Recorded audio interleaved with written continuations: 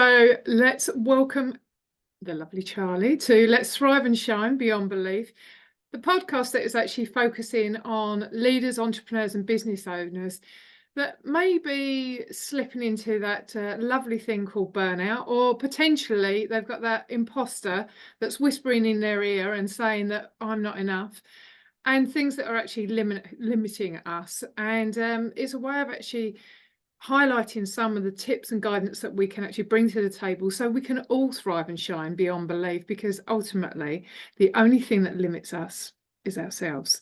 We are all limitless. And this is why I'm so happy to have Charlie on my podcast. Charlie is a very good friend of mine, otherwise known as Papa Smurf in our PSA world, but that's all for positive reasons. And somehow I'm a Mama Smurf as well, but I think that's because I'm the one that's the carer.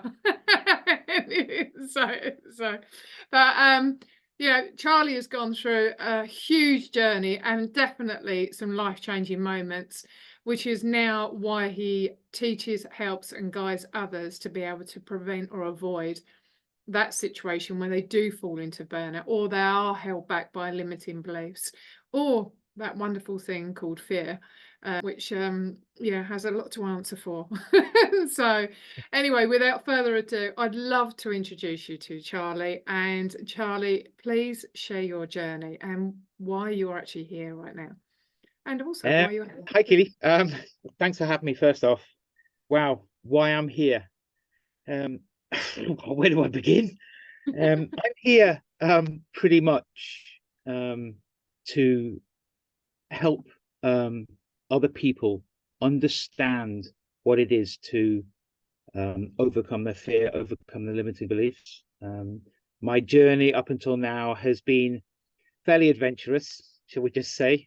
I worked for many years in private security, and that was a life that I didn't really choose, but I kind of fell into. And I was never really 100% aligned with. It wasn't really part of my core belief system, but it was a job and it became a career. And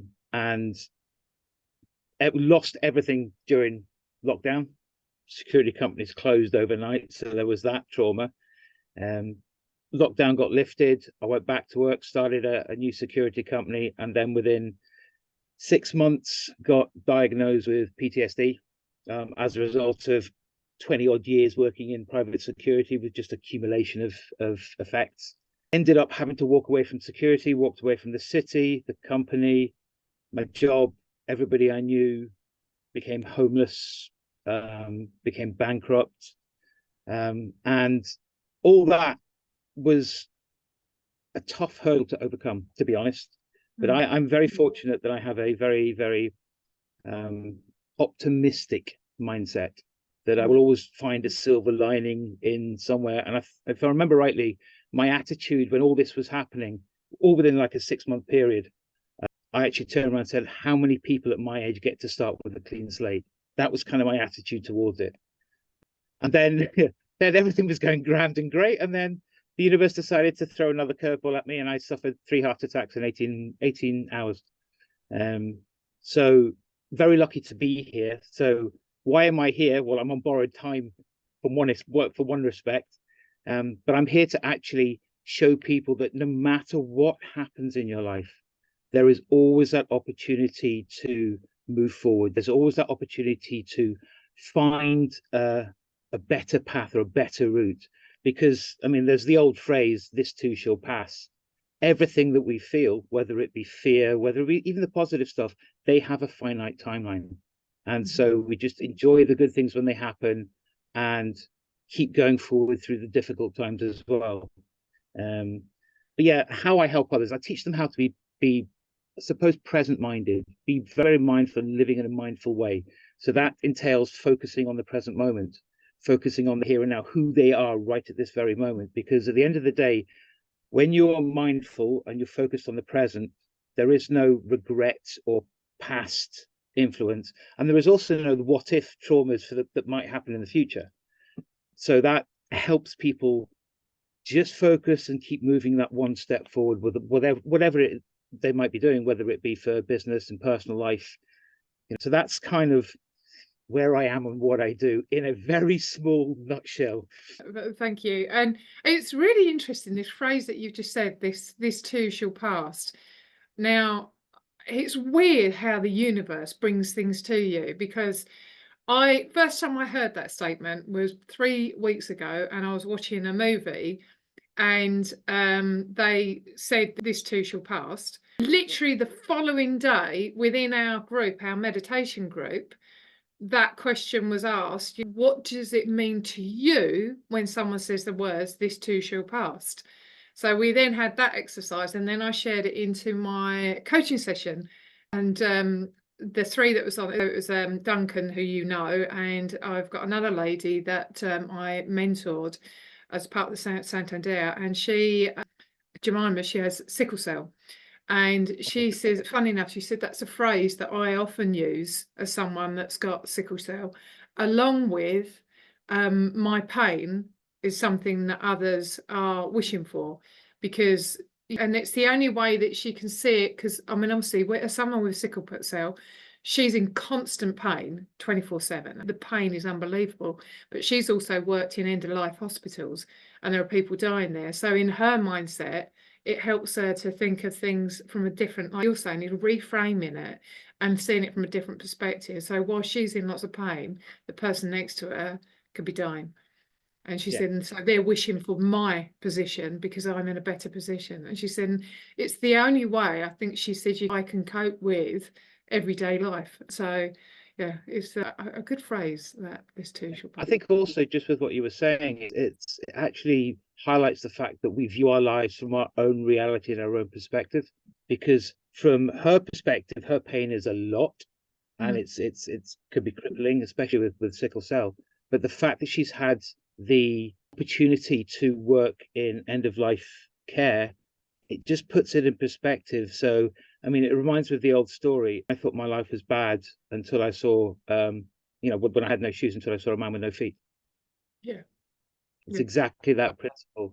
And quite often our fears and our perceptions are shaped by what we perceive is debilitating for us, but it could always be worse. There is always someone who's suffering slightly worse or slightly differently, that just puts it in perspective. So that's a really, that's a beautiful way of putting it.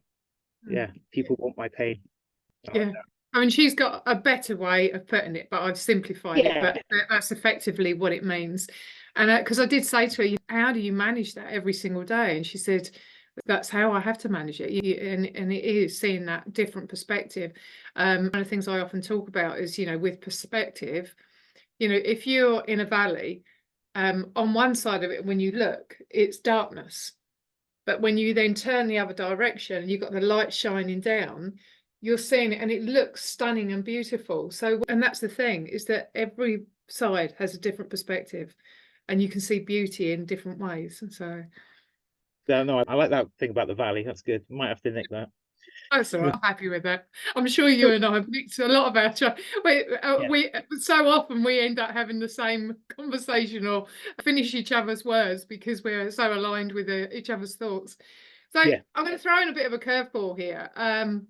I know that at a very young age you achieved a certification in doing coaching with stress management. Now, tell me about that, and obviously how fear got in your way then. Yeah, when I was 28-ish, I qualified as a stress consultant, stress management therapist, for want of a better expression, and specialized in corporate stress. So very much a focus on building beneficial work practices within companies.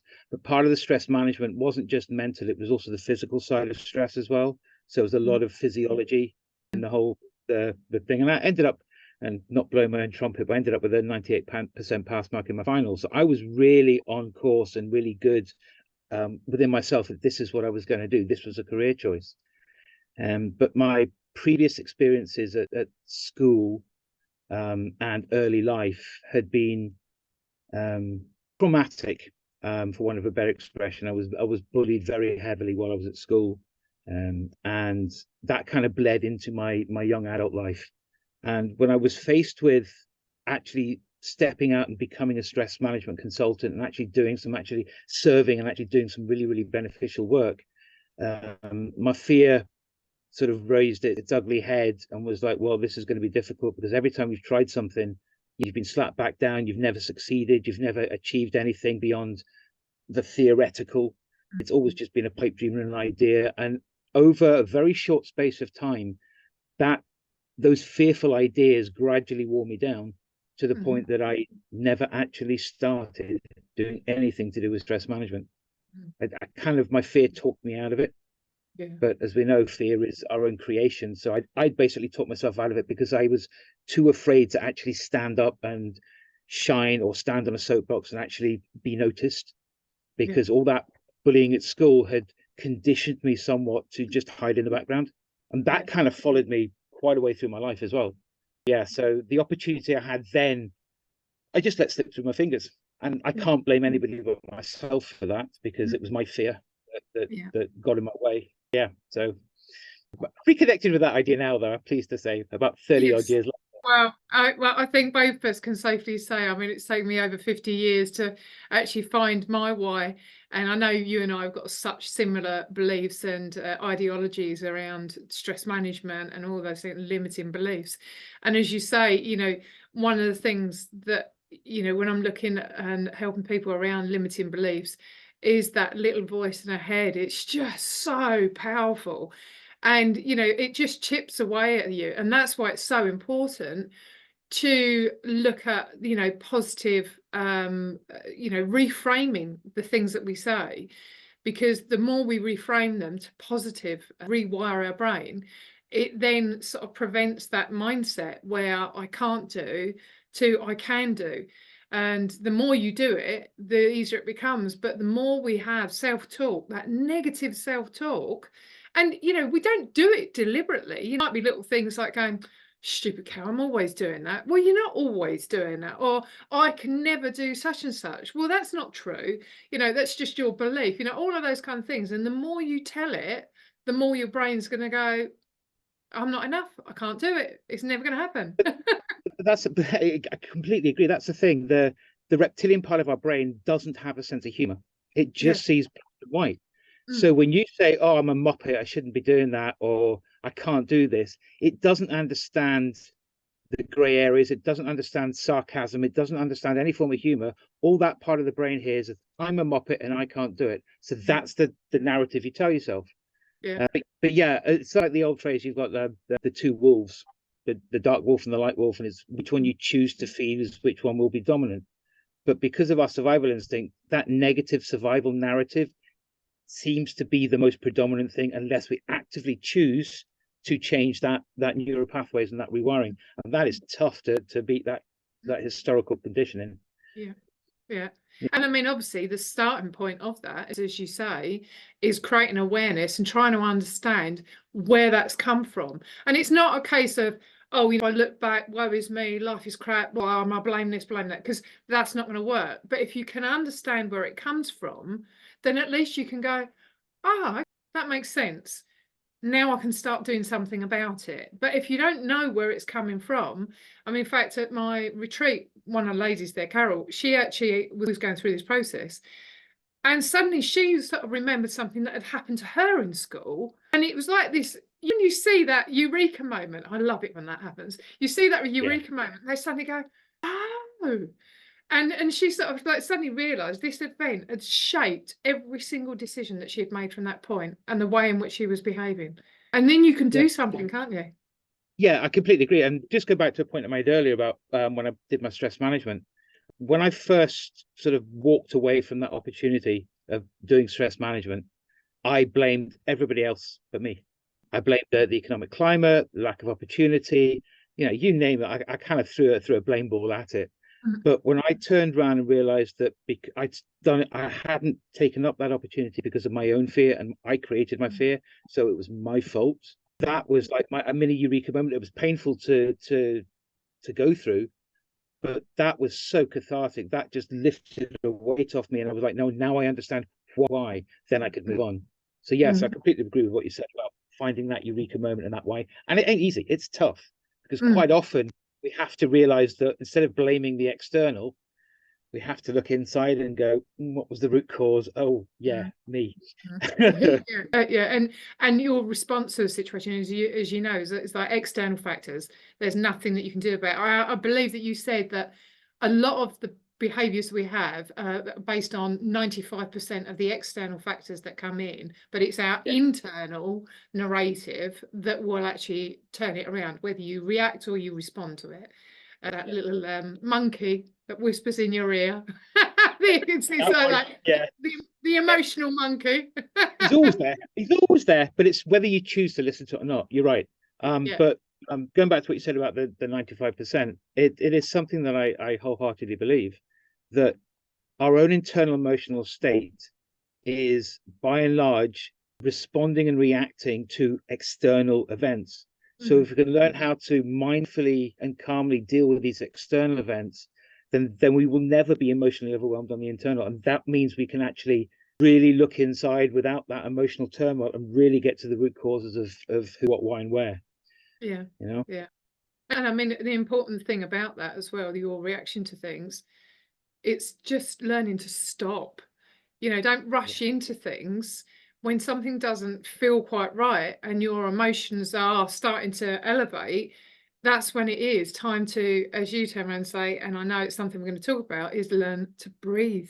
It's the most powerful tool we have in our hands, and it's free. But if you breathe, you stop, you get clarity, and then you can go, okay, then what am I learning from this? What can I do differently? Yeah, breathing is the one of the first core pillars that I teach anybody or I show anybody, because by breathing you stop after you get used to breathing on a conscious level, because we do it unconsciously from the day we're born. It's the day we're no longer here. But when you learn to do it on a conscious level, and it becomes part of your everyday routines and everyday patterns, it gives you a sense of calmness, but it allows you to respond as opposed to emotionally react to all these internal situations, which is in effect emotional intelligence. You know, it gives you that ability to take a gap between what's happening around you and to you. So you just go, instead of knee-jerk reaction, how can I effectively respond to it? Whether that be walking away, whether that be actually taking proactive action, whatever it might be, but it gives you a clarity of thinking and a clarity of purpose and direction just by breathing. It's amazing. Something so simple, and because everybody says, oh yeah, I do that, it's like, well, you don't, because what you're doing is breathing here, and everything that you carry in here is where all the anxiety sits, isn't it? And it just builds up crap, and it just keeps on going and going. And ironically, we're not taught to breathe properly either. Quite often, when we breathe in, we hold in our tummy as opposed to allowing it to balloon out. And when you're ballooning it out properly, and then actually stopping and then breathing back out again. Right, because quite often when we breathe into the chest and hold the stomach in, the shoulders raised, all that does is create tension. Yeah, and because that just kind of defeats the purpose. Yeah, like that all the day. It defeats the purpose. But yeah, you're right. We're not taught to breathe properly, and there are various different philosophies on how to breathe properly. But the whole point is breathing should be in a relaxed state, because then you get the full benefit of it. Yeah, you know. And this leads on nicely to this being mindful and present. How do you bring that into your teaching? As we've already done, the perfect startup point was breathing. But I think that's the core, because by focusing on your breath, and the methodology I use is a simple box breathing exercise. But with that methodology, what you're doing is you're slowing and regulating your breath, and making this slow, regulated, calm breathing just a part of your everyday practice. But the act of focusing on your breathing, after a while, don't forget that emotional monkey still sitting on the shoulder, taking you off on tangents. But after a while, what it does is, because you're solely focused on your breath, you're not worried about making the dinner, paying the bills, anything like that. It just gives you that moment of clarity. And that is a very good initial example of what it is to be mindful, what it is to be present and focused on the single task at hand. There's an there's a Buddhist philosophy which says, when you walk, when you eat. So the whole point of being mindful is when you walk, don't have earphones in, listen to podcasts or whatever, just be present in the actual walk, enjoy the sunshine or the rain. Let's face it, it's Britain, so enjoy the rain. Well, you are in Scotland, you are. Oh yeah, okay, we got more rain than you guys do, though, to be fair. It's raining at the moment, I'll be honest.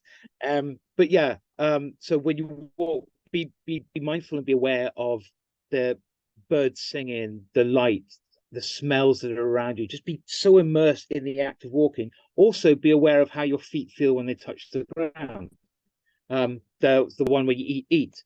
When you eat, the first thing you consume is with your eyes. So how does the food look? Be present. How does it smell before you even pick it up and taste? So you become so immersed in the act of eating that you don't have the TV on. You're not listening to anything else. Even sometimes eating in silence when you're in company can be a little bit off-putting. But if you're just solely focused on it, on eating, then nothing, and that's the point, is nothing else matters. Yeah. You know, that becomes your sole existence, your sole reality for that moment in time. But life moves on, so moment things will change, things will move. But yeah, breathing is the first thing I teach. The other ways I do it is through very simple intentions as well, and gratitudes.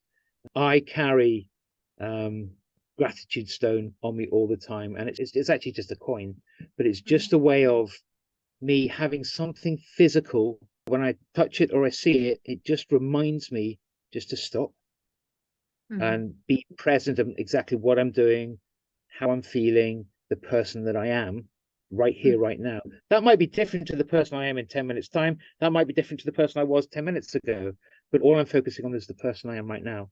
And with intentions in the morning, you set an intention today. I'm going to live, I'm going to dance like nobody's watching, for example. It's a really random one, but so you spend the day, but you spend the day with that idea that you're just going to enjoy life. Yeah. Everything that happens, good, and the things good and bad, because Yeah. you know it's going to pass. It's not permanent. Yeah. Quite often clients start to have difficulty in understanding the passing of events. So one of the ways I help them understand it is by saying that when you're angry, you say that you are angry. That's not true. You are not. You don't embody anger for the whole of your life. So when you're angry, just use the words "I'm angry right now," because that automatically says that there's a finite time to it. I'm happy right now, because something usually comes along just to give you a little elbow nudge to go, yeah, keep aware that things don't always go according to plan. Yeah. You know, yeah. There's a few very surface things that I begin teaching people about mindfulness. Yeah. And you when you talk about the walking side of it, that was probably one of the biggest powerful things that helped me in my recovery, because I mean, my dog saved my life ultimately, because obviously going out for a walk, one of the things with COVID for us, maybe not in Scotland, the weather was sensational during that summer, and I'd get up at like early doors in the morning and I'd go out walking, and as you say, first of all, the noise that was going on in my head was everything that had gone on, and I was just on repeat, this cycle of just noise of crap, and what if this, what if that, and his fault, her fault, and why did things happen? But over time, whilst I was walking, I started to notice things. You started to notice the swans, and we've got the sheep over the side, and then we've got the birds flying off, and I started seeing what was around me and being present. And then the silence kicked in. It was just silent when I walked around, and I'd just smile at Stuart. Sometimes I'd dance, actually. I don't care. I was just like, whatever. It's just like, and I'd just be smiling. I'd be on my own, just walking the dog. And I mean, anybody that walked towards me, I just thought she'd start staring mad. But I was happy. I was enjoying myself. And it's just like, and just that power of being present and just looking around you and seeing what's there, the beauty, and there's so much beauty that we can see in things, and it changed your whole perspective. Goes back to changing your perspective. We take the beauty for granted, don't we?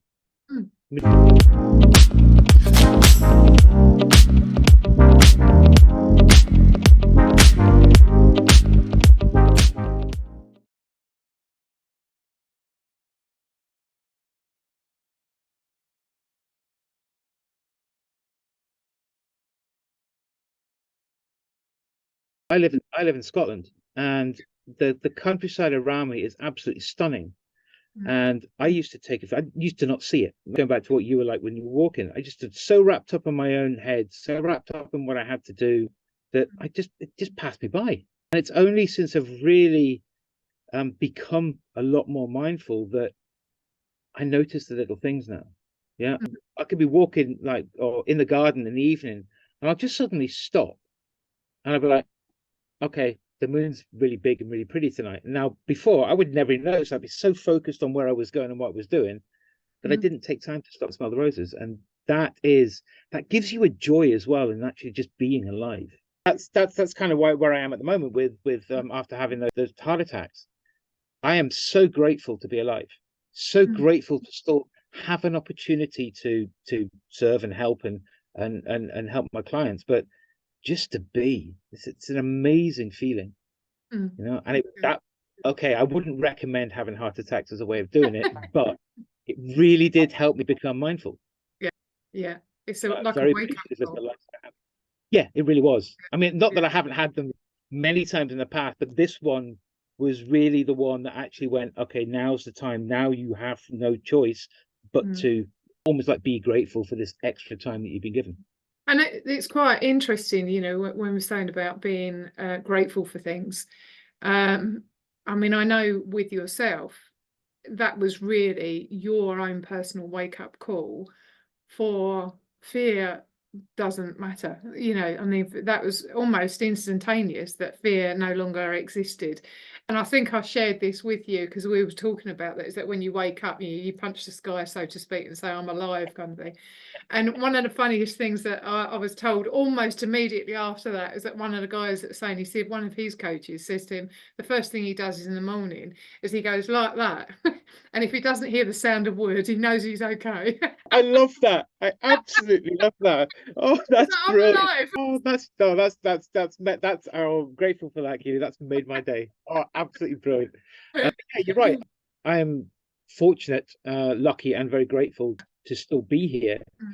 And yes, I do punch the air in the morning, and the first words that come out of my mouth are "still alive," which I nicked from the Croods film.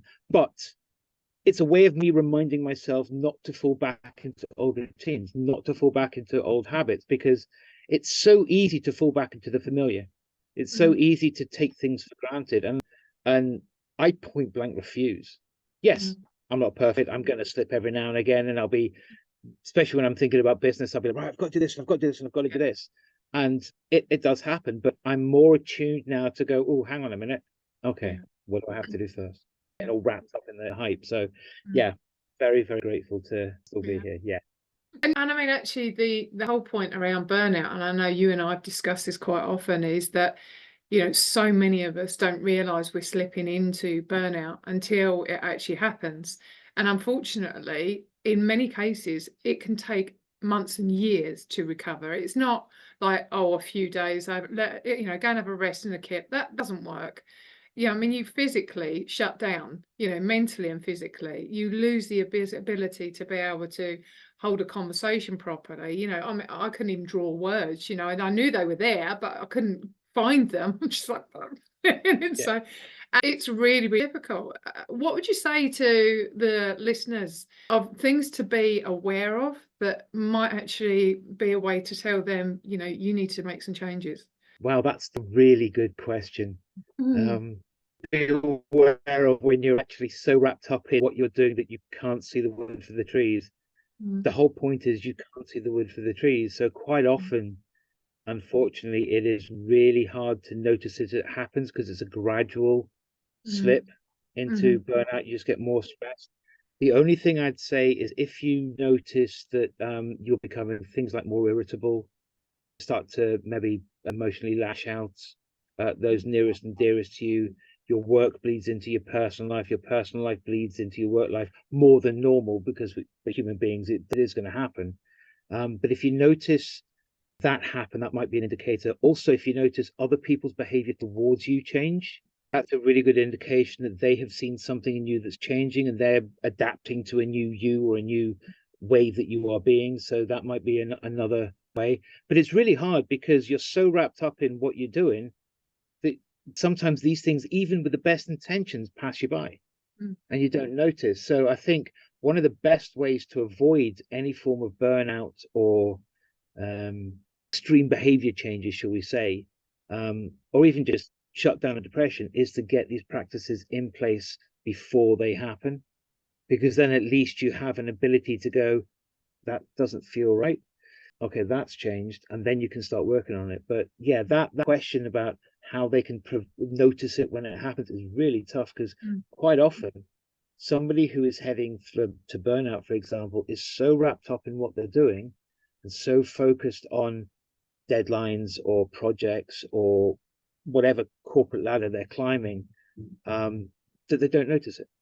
And it completely passes them by. And before they know it, they're already well down that rabbit hole. So it's even harder to get out.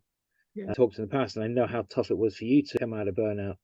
With me, with my PTSD, it was a nightmare. I just felt lost. Somebody who, I mean, I love going outside. I love people. I'm a very social person, but I found myself becoming agoraphobic. I didn't want to leave the house. I didn't want anybody to see me. I didn't want anybody. Completely different persona. Completely felt lost. It wasn't who I was, but this was who I had suddenly become almost overnight. The truth was, it wasn't overnight. It was over years, but I hadn't noticed it. You know, so it's really tough. Yeah. And I know you and I have spoken about this as well, is that, you know, when you're trying to get the message out to people, you know, trying to create the awareness, there's so many of them that are not listening to it. So you have to reframe what it is that you're doing to help people. And, you know, the words like burnout don't even come up in the conversation, because they'd read it and go, oh, that's not me, and dismiss it. So you have to completely flip it and reframe it. And as you say, it's like, it might be the sleepless nights, you know, being a busy fool, you know, like, you know, you're constantly going at 1,000 miles an hour, your brain's not switching off, you know, things like rashes, your arm aches, you know, neck aches, like IBS, you know, all of those things that everybody sees in isolation. But when you start chipping it down and say, you know, our usual phrase is that maybe this is occurring, or perhaps that's it's actually right. You do have to target those things for someone to go, oh, actually, I can relate to that. I can relate to that. I can relate to that. But if you mention burnout, that's not me. It's burnout's too grand a concept. If you make it very, very real for them, as in for the IBS or the sleepless nights is usually a sign of some form of stress, some form of worry, not being able to switch off from the day before. That is a very, very high indicator of chronic, non-acute stress. Chronic stress is no recovery. That will lead to breakdown or burnout at some point. So if we can, if we get them to notice the sleepless nights and deal with that, then maybe we can stave off that. But one thing that's just popped into mind as you were talking was, you can lead a horse to water, but you can't make it drink. Absolutely. So sometimes that we as coaches and mentors can see somebody who is really struggling, but they are so closed off to getting any form of help. All we can do is be there ready to catch them if and when they need it. And that is, I think, for me personally, I don't know about you, but for me personally, that's the hardest thing I ever have to do, is just stand in the sidelines and have to wait until someone is ready to hear the words. And as you say, quite often it's when they've actually slipped into that place, and then you then have to wait for them to accept they need to do something about it. And that's why it's so difficult. So the irony of it is that many of these people, were the high performers, you know, they're high performers, they're very resilient, they're very stalwart in character, you know, strong, you know, all of those kind of things. And, you know, they're thriving for the end goal, you know, that, you know, success and what's going to be at the end of it. And I think, oh, you know, I'll just do that extra 5 minutes, I'll do that extra 5 minutes, all those kind of things, and I'll get more done and blah, blah, blah, all of that rubbish that goes with it. And the irony is they're at risk of losing that entire career by not actually practicing, you know, some really holistic, mindful things, you know, about what you're eating, what you're drinking, you know, your lifestyle. And I'm not asking someone to be a bloody, you know, like a nun or a monk or something like that. You know, you don't have to do all of those things to change the way in which you behave and the way in which you feel. And it can be so massively life-changing, and your Yeah. performance goes up anyway because your Yeah. brain is functioning better. I think one of the good, just to bring it back to like mindfulness and this one of the ways I describe um, mindfulness itself is when you have goals, when you're a high performer, you have goals and you're completely focused on getting those goals. That is self-motivation. That is drive, determination, will to succeed. Mindfulness is understanding the person you are that gets those goals. So if you take the time to actually be at peace with yourself and be truly aligned with your core values, your core beliefs, then actually achieving those goals will be far simpler on an emotional level, on a physical level, on a mental level, because you're not fighting yourself almost. And you're not denying, by focusing solely on where you're going, you're not denying who you are.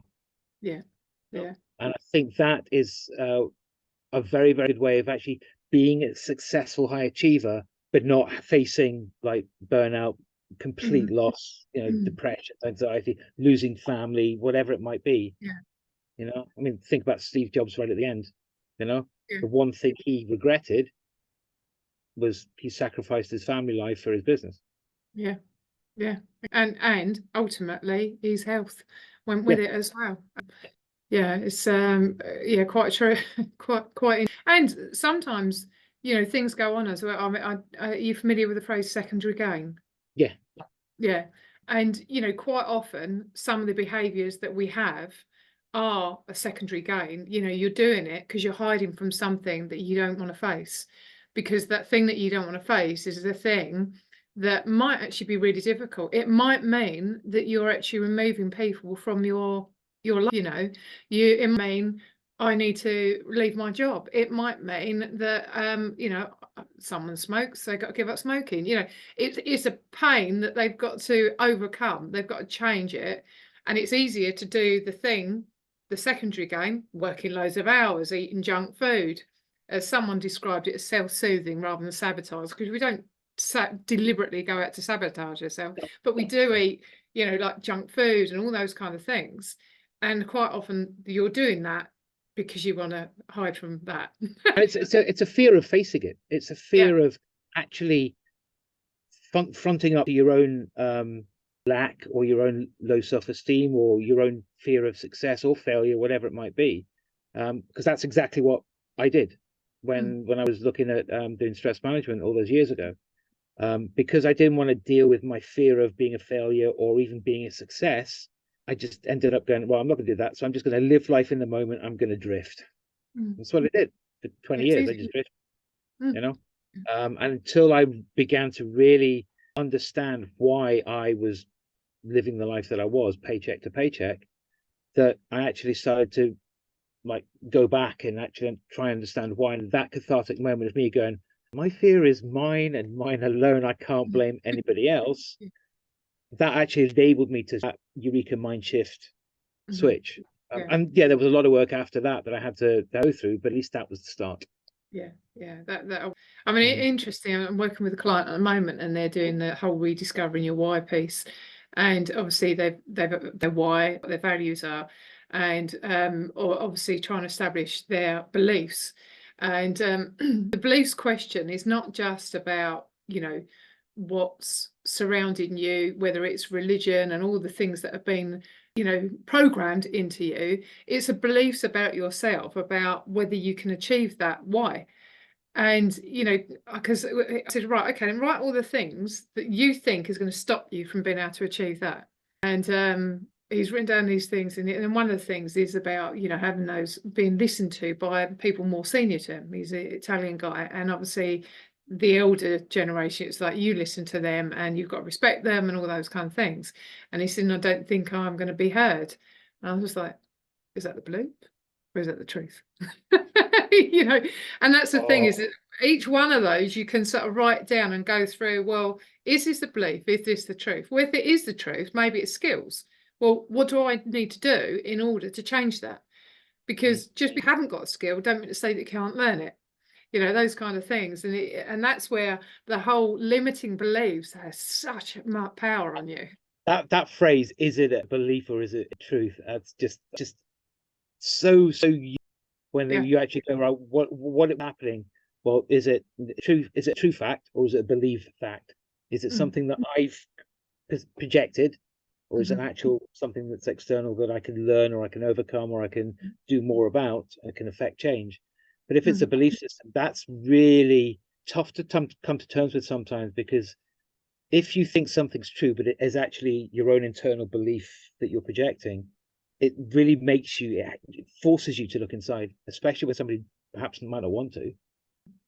And that's a tough bitter pill to swallow sometimes. Yeah, Yeah, yeah. But powerful though, and it's where yeah, change happens, isn't it? It's yeah, the only way exactly. change can happen. You've got to So become uncomfortable. Oh, you got to become comfortable with being uncomfortable. yeah, Yeah, yeah. So yeah, excellent. So I'm going to just I'm mindful of the time. Actually, we could have talked for ages, I'm sure. yeah. So I'm just intrigued. Do you have maybe a book or a podcast or something like that or audio book that you would recommend to anybody, and why? Well, there is a podcast, um, not past it yet, which talks about mental health, mental resilience, mental well-being. Just so happens I'm one of the co-hosts, but yeah, I was nothing, not to thinking of plug. someone without promoting yourself, but All I'm right, happy okay, with fair enough. that. I think I read a lot. Okay, I Yeah. don't tend to. I read a lot. I think two books that have really sort of helped me, and have helped clients as well understand balance and the overall home life that we lead, because Mhm. everything is interconnected. One is Ikigai, yeah, by Hector Garcia and Mhm. Francesc Morales. That's an amazing book. It just teaches that everything is connected, and just Mhm. your why is connected with how, and so it's a mind blowing book. Another one is kind of an unusual book actually. It's a book, Faithfully Religionless, by a gentleman called Tim. Faithfully Religionless Oh, by right. Tim, Okay. by Tim Hawkeye. Now, he was born in Israel, moved to America when he was really young, um, did all the things an American teenager did and shouldn't really do, but then became a Zen Buddhist monk in Mhm. temple. And then one of the monks said, "You were never meant to be in temple. Go out into the world."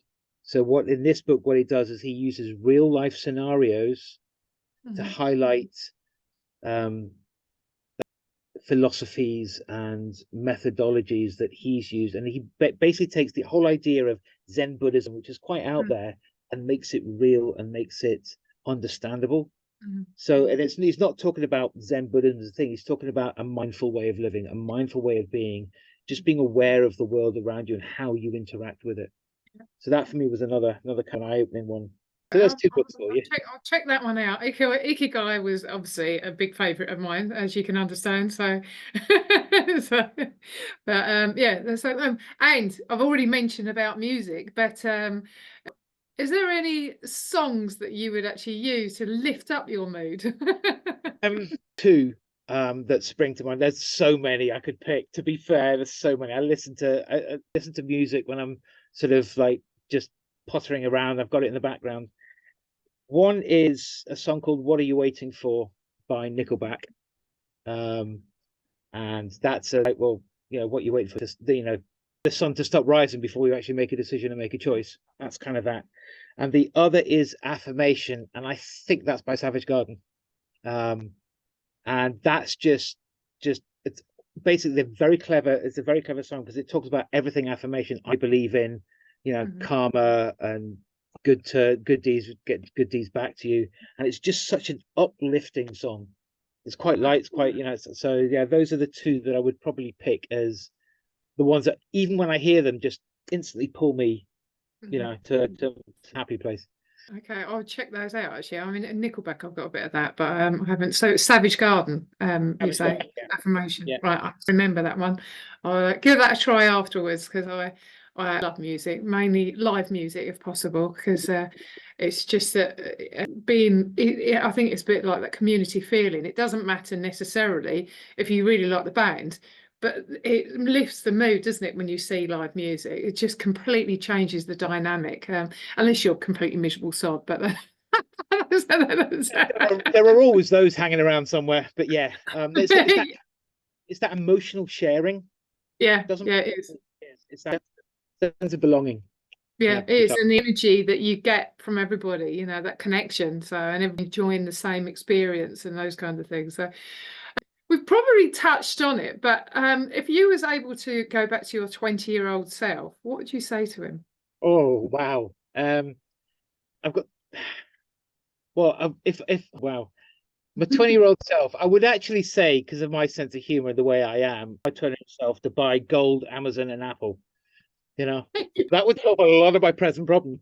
However, in all seriousness, if I had to actually go back and tell myself something that was actually would help me moving forward, I think I'd try and show myself that what I believed fear was is not the case. That fear is an illusion. Fear is the create to with all those negative what if scenarios.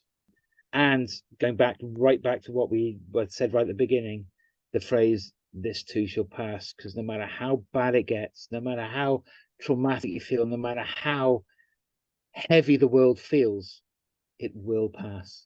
It will move forward. Because let's face it, when you know, for my own self, when I was younger and things went bad, it was the weight of the world on my shoulders, and I couldn't see the end result. So that kind of feeds into the despair and the lack of hope, and what's the point? But yeah, everything shall pass. Everything has its time. Everything has its season. So yeah, I think those are the two things I'd really sort of compassionately tell my younger self. And actually, that's an important thing to finish off on, is that being able to show ourselves more self-compassion, self-respect. Yes. Yeah, the list goes on, and you know, learning, stop talking to yourself like you wouldn't talk to your friend. Or I mean, actually, many people. yeah, I mean, I would talk to myself. When I look back at how I used to talk to myself, I was disgusted because I Yeah. wouldn't talk to my best friend that way in any way, Mm, shape, before. But I accepted me talking to me like that, mm, and it just shows how we automatically could be so negative towards ourselves and tough on ourselves. So completely with you on the compassion, because we're human beings at the end of the day. We're emotional.